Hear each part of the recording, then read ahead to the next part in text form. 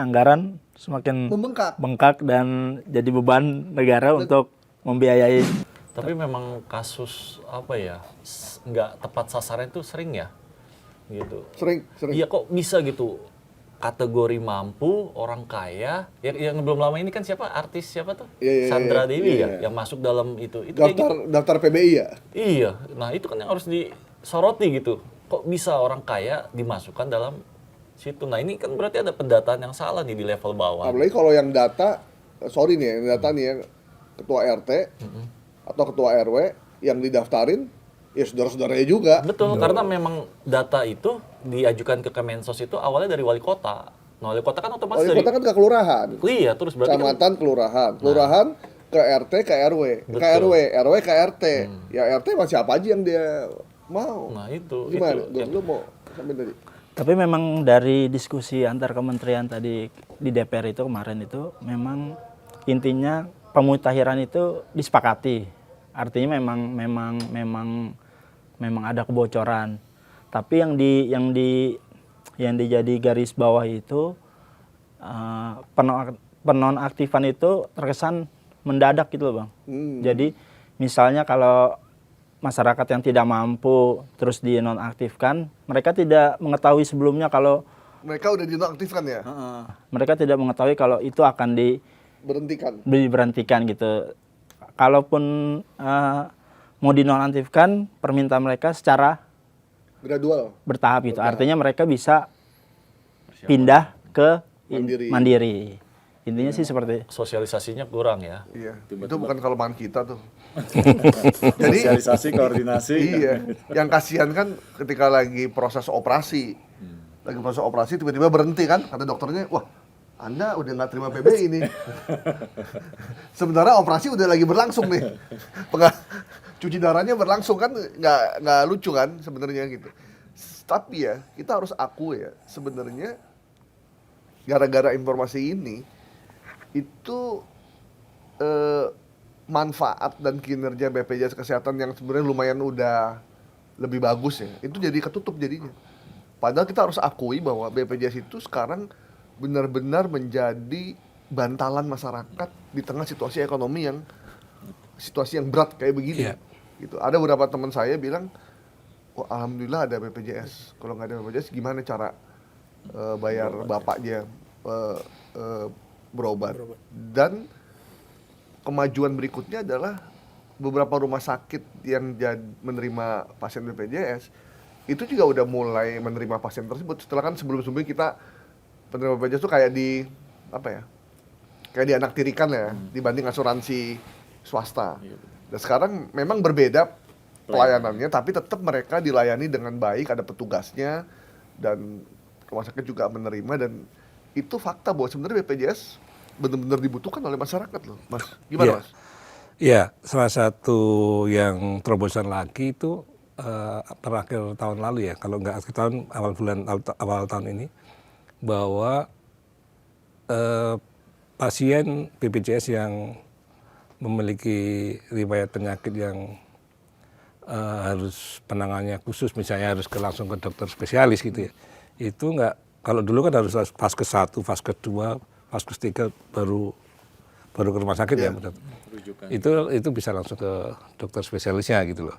Itu mungkin terobosan yang baru supaya ya jangan kelamaan udah sakit, kelamaan kan prosesnya ini kan bisa berhari-hari sampai ke dokternya spesialis itu kan, itu kayak dipangkas sama Kementerian Kesehatan. Terus yang kedua, saya sendiri mengakui bahwa saya pakai ya kemarin BPJS untuk saya dan istri saya. Sekarang udah daftarnya juga udah pakai online, daftar sendiri dari rumah bisa misalnya saya ke fasilitas pertama, daftar, nanti antrian siapa, milih dokternya siapa gitu.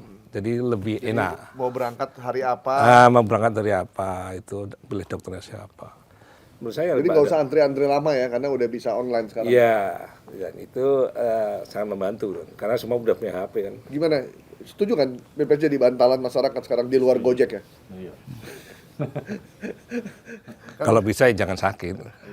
Nggak, ada satu statement dari kepala BPJS bilang, kalau dulu ada yang mengatakan orang miskin nggak boleh sakit. Nah sekarang sebenarnya orang miskin harus sehat. Tapi kalau sakit ada BPJS gitu.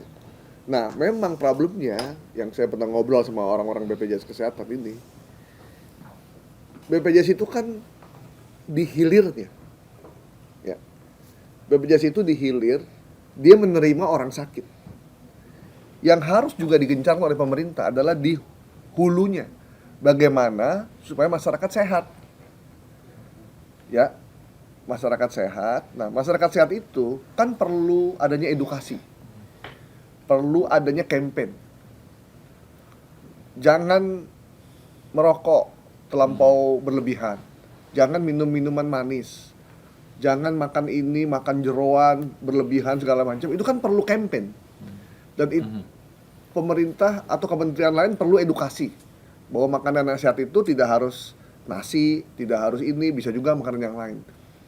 Nah, curhat dari mereka, peran ini nggak dijalankan dengan maksimal. Sehingga orang yang sakit semakin banyak, beban dari BPJS juga semakin besar, ditambah iuran BPJS tidak naik-naik. Jadi memang situasinya tuh, kelemahan di kita tuh gitu. Dia bilang, semuanya harus punya peran yang sama. Nah, problemnya adalah ketika semua orang nih ngurusinnya di hilirnya. Yang di hulunya, itu nggak diurus. Gimana, Gu? Akhirnya anggaran semakin bengkak dan jadi beban negara untuk membiayai. Nah, itu. Sebenarnya kalau dari pelayanan sih, pengalaman orang-orang yang cerita. Misalkan istri saya lagi ada di New Zealand ya. Dia bayar asuransi selama sekolah di sana. Nah, ketika dia sakit, orang-orang sana bilang kalau bisa jangan sakit di sini, sehat saja. Karena ini orang Indonesia yang ada di sana bilang tidak semudah di Indonesia. Di Indonesia itu kalau kita sakit, datang ke klinik, datang ke rumah sakit, langsung dilayani. Kalau di sana, kalau nggak urgent banget, itu nggak akan ketemu dokternya. Kalau bisa by phone aja.